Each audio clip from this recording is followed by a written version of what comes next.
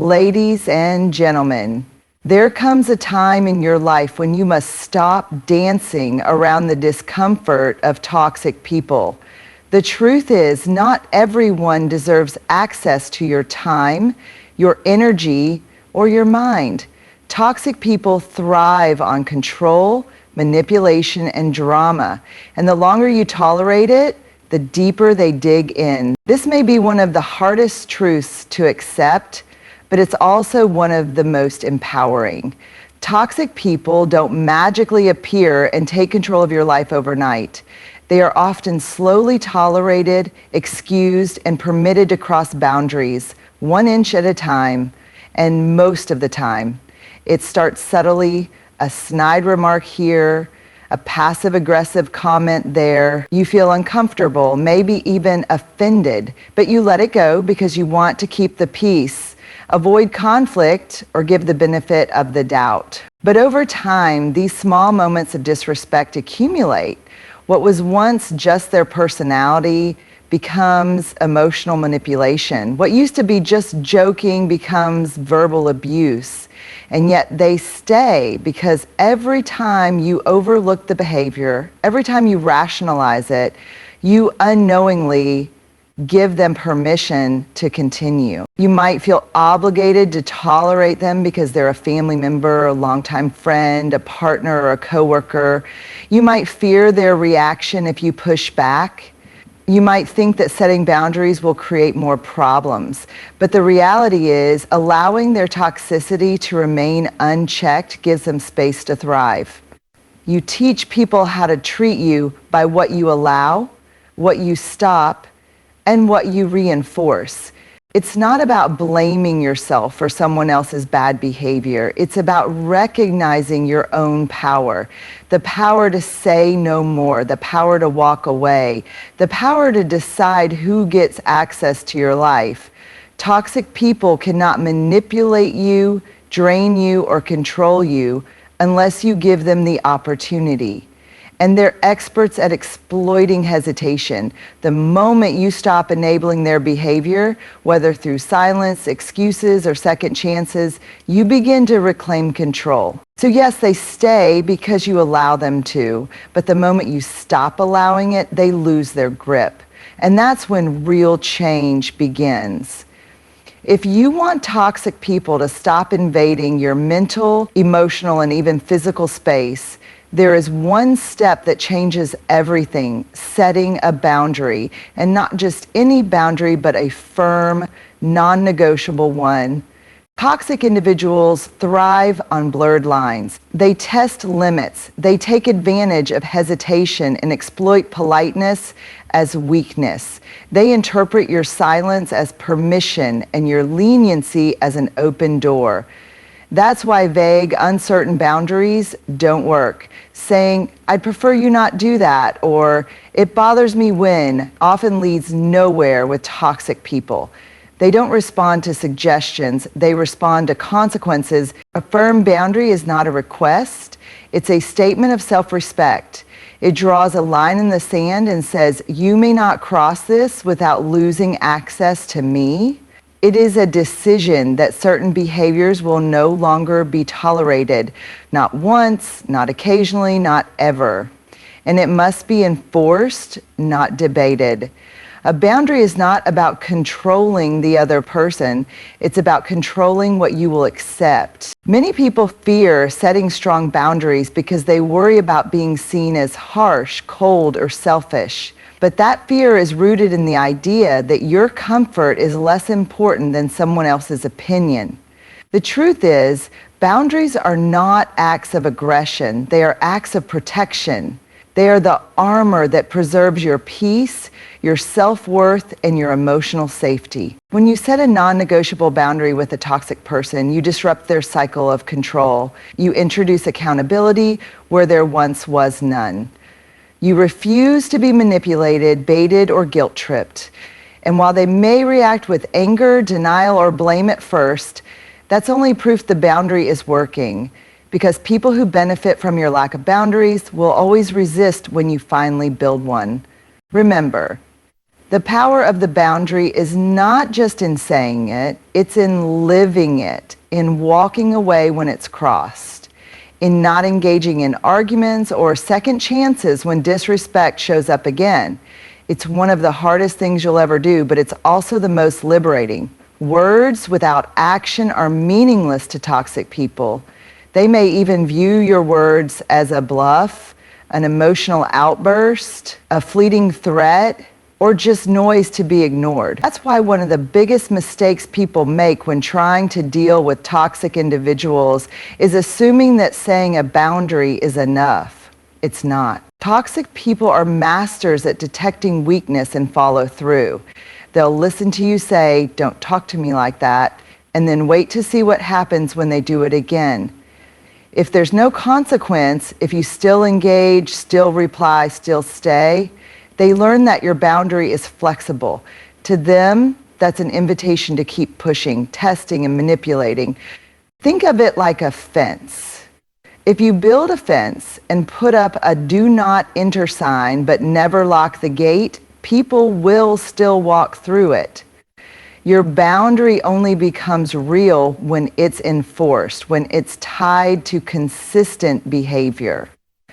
That's the difference between a statement and a standard. Enforcing a boundary requires courage, consistency, and sometimes discomfort. It may mean cutting off a conversation when it turns toxic, walking away from someone mid-sentence, blocking a number, skipping a gathering, or even ending a relationship. It can feel harsh, it can feel lonely, but allowing someone to continually cross a line damages you far more in the long term than the short-term discomfort of enforcing it. And this is also where many people struggle, the guilt. When you finally say, "I won't tolerate being treated this way," and then back it up by removing yourself or withholding access, the toxic person will often accuse you of overreacting, being cold, or playing the victim. They will try to guilt you into retracting the boundary. That's part of their strategy. But remember, you're not being cruel. You're being clear. You don't need to repeat your boundary over and over. You don't need to debate it, justify it, or plead with someone to respect it. If they won't honor your boundary, your responsibility is not to keep explaining it, it's to act. And sometimes silence and distance are the most powerful forms of communication. In short, words can set a boundary, but actions are what make it real. Without action, you're just hoping the toxic person changes. With action, you're showing that you've changed, and that's when your life starts to shift. To understand how to deal with toxic people effectively, you must first understand what fuels them, your emotions. More specifically, your emotional reactions. Your frustration, your defensiveness, your need to explain, to be understood, to be validated. That's their playground. That's where they operate best. Toxic individuals crave control, and one of the easiest ways for them to gain it is by getting under your skin. They know exactly which buttons to press. They poke at your insecurities, they twist your words, they interrupt you, ignore your boundaries, or play the victim just to watch you unravel. Why? Because every emotional reaction you give, anger, tears, yelling, over-explaining, feeds their ego. It confirms that they still have influence over you. It tells them, "I still matter enough to disrupt your peace." And once they know they can get that rise out of you, they'll keep doing it. It becomes a cycle. They provoke, you react, and the cycle continues. Sometimes it feels like you're defending yourself in a courtroom, arguing just to be heard or desperately trying to explain why what they did was wrong. But with toxic people, logic doesn't matter, accountability doesn't matter. They don't want resolution, they want control. The power lies in this: stop giving them what they want. Stop reacting. When they try to guilt trip you, don't argue. When they insult you, don't defend. When they bait you into conflict, don't bite. Practice emotional detachment, not to suppress your feelings, but to protect them. Imagine yourself as an emotional vault. You're aware of what's happening, but you don't open the door for their manipulation. This doesn't mean being passive. It means being calm and deliberate. It means responding with silence, walking away, setting a boundary without drama. It means refusing to explain the obvious or to validate their distorted reality. And yes, it may infuriate them. They may escalate, lash out, accuse you of being cold or distant. But what's really happening is that they're losing their grip. Your silence and stillness disrupt their rhythm. You regain your power the moment you stop performing in their emotional theater. Toxic people are like emotional vampires. They can only survive if you keep bleeding energy into the conflict. When you stop reacting, you stop feeding them. And slowly but surely, they either change their behavior or fade out of your life entirely. One of the most deeply ingrained patterns many people struggle with, especially empathic or kind-hearted individuals, is a belief that they must explain themselves to be understood, accepted, or justified in their decisions. This belief is especially dangerous when dealing with toxic individuals because they rely on it. They thrive on your compulsion to defend your choices, to explain your boundaries, to walk them through your reasoning every time you say no or I'm done. But here's the truth. You don't owe anyone endless access to your energy, time, or mental space, especially not someone who continually disrespects or drains you. You are not required to provide detailed explanations for your boundaries, your distance, your silence, or your self-protection. That is a privilege, not a right. And toxic people have shown, often repeatedly, that they will use your explanations not to understand you, but to twist your words, poke holes in your reasoning, and find a way back into your mental space. When you give too many explanations, you inadvertently invite arguments. It becomes a debate over how valid your feelings are, how reasonable your boundary is, or how fair your decision was. And with a toxic person, you'll never win that debate because they're not seeking truth, they're seeking control. And they'll weaponize your own words against you to keep it. Your energy is finite. Every moment spent justifying yourself to someone who has no intention of respecting you is a moment stolen from your peace. Emotional exhaustion doesn't always come from doing too much. It often comes from trying too hard to be understood by the wrong people. The more you over-explain, the more power you give away.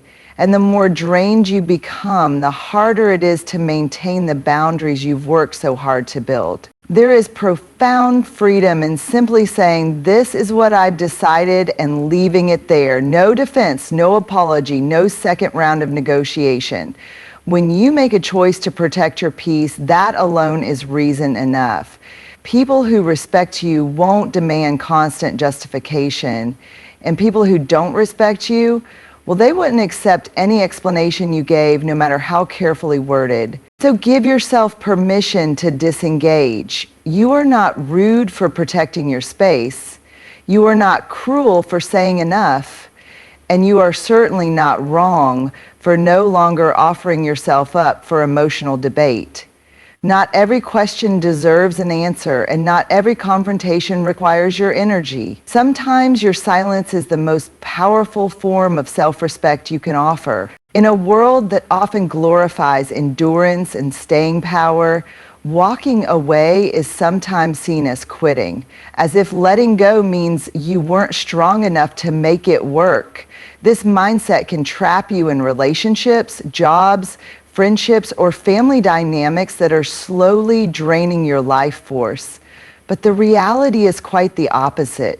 Walking away from what harms you is not weakness. It's one of the strongest and most self-affirming decisions you can make. Toxic people want you to believe that staying is noble and that leaving is abandonment. They play on your guilt, your sense of loyalty, your fear of being judged. They say things like, "You're giving up," or "You're too sensitive," or "Real friend/family, don't just walk away." These are manipulation tactics, carefully chosen to keep you tethered to their dysfunction. But here's the truth. You are under no obligation to remain in any situation that consistently disrespects your boundaries, your worth, or your peace of mind. Walking away isn't about punishing the other person, it's about protecting yourself. It's a declaration that your mental and emotional health are more important than maintaining appearances or holding onto a toxic bond out of fear or habit. It takes immense courage to say, "This is hurting me and I won't participate in it anymore," especially when you know it might lead to backlash, smearing, or loneliness in the short term. Many people stay in toxic dynamics because they fear being alone. But being alone and being at peace is far more powerful than being surrounded by people who exhaust and belittle you. When you walk away, you send a powerful message, not only to the toxic person, but to yourself, that your well-being is non-negotiable. This decision often requires unlearning years of people-pleasing, over-explaining, and tolerating behavior that should never have been tolerated. It means stepping into a version of yourself that prioritizes peace over approval.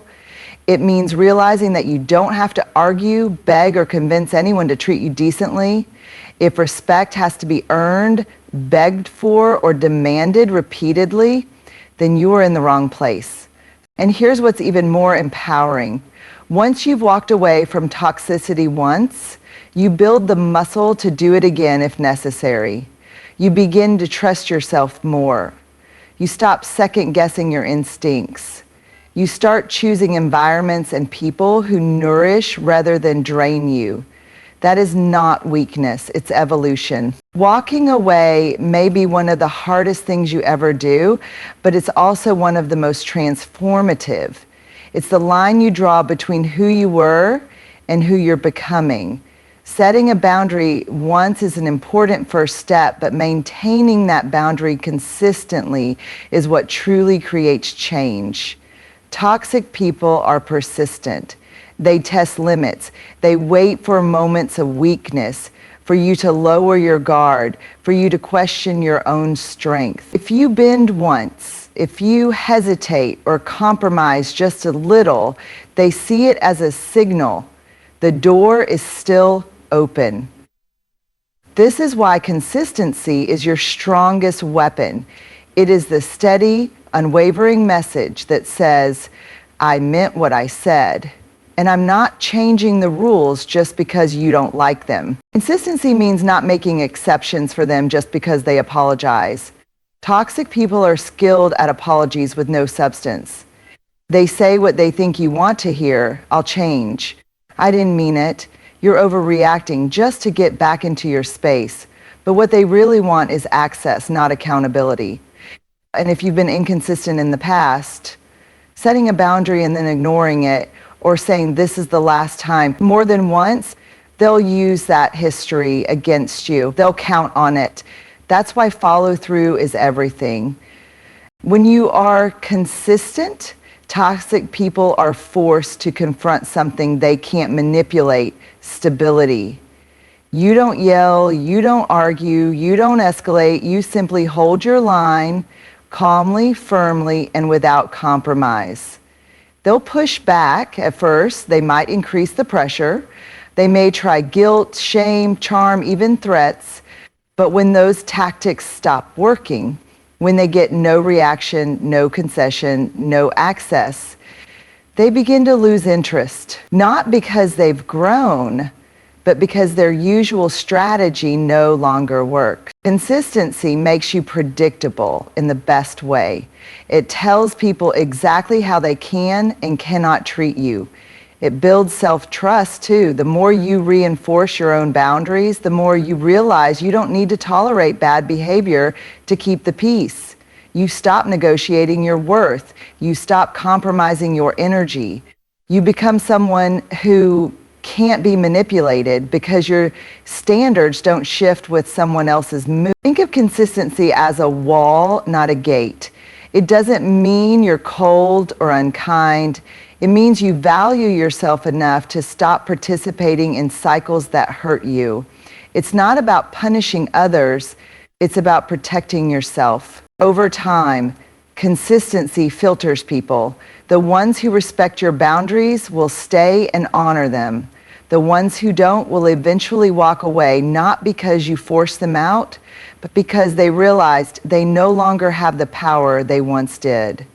One of the most exhausting and frustrating experiences in dealing with toxic people is the constant effort to change them, to get them to see your point, to behave better, to finally treat you with the kindness and respect you deserve. We waste months, even years, hoping that if we just say the right thing, react the right way, show enough patience or compassion, they'll finally understand. But that mindset is a trap. The uncomfortable truth is this: you cannot change people who benefit from staying the same. No matter how clear, calm, or kind you are, a toxic person will not change unless it's in their own interest, and usually it's not. Trying to control their behavior or waiting for them to evolve only prolongs your suffering. It ties your emotional peace to someone else's maturity, empathy, and willingness to grow. And with toxic people, that's rarely a safe bet. But here's where your power lives. You get to control access. You get to decide who sits at your table, who hears your thoughts, who experiences your time, energy, and presence. You get to be the gatekeeper of your peace. And when you realize that you don't need to change others, you only need to filter them, you begin to reclaim everything that toxic people tried to drain from you. Controlling access means being intentional about who you allow into your inner circle. It's about knowing the difference between someone having proximity to you and having influence over you. Just because someone is loud, persistent, or emotionally intense does not mean they deserve a seat in your life. And just because they've been in your life for a long time doesn't mean they're entitled to stay. Peace comes when you stop managing other people's chaos and start managing your own space. When you stop explaining your limits and start enforcing them. When you recognize that protecting your peace is not selfish, it's essential. You don't need everyone to like you, understand you, or agree with you. What you need is alignment. And alignment only happens when you choose who has access with intention, not obligation. Creating peace in your life means accepting that you may disappoint some people by doing what's right for you. It may mean walking away from connections that once felt familiar but now feel heavy. It may mean silence where there used to be noise. And while that shift can feel lonely at first, it opens the door to something far more valuable: clarity, calm, and control over your own life. You won't find peace by trying to tame the storm in someone else. You'll find it the moment you stop opening the door to it. At the end of the day, protecting your peace isn't about building walls. It's about building standards. It's about choosing yourself without apology. Toxic people lose their grip not when you confront them endlessly, but when you remove the fuel they feed on. Your reactions, your attention, your energy. The moment you stop chasing closure, stop over-explaining, and stop waiting for someone else to change, you begin to reclaim your power. You become the authority over your own life, the person who decides who gets access and who no longer qualifies. And once you've tasted that kind of peace, that kind of clarity, you'll never let someone steal it from you again. Do this once and truly mean it. And toxic people won't just stop bothering you. They'll realize they can't reach you anymore.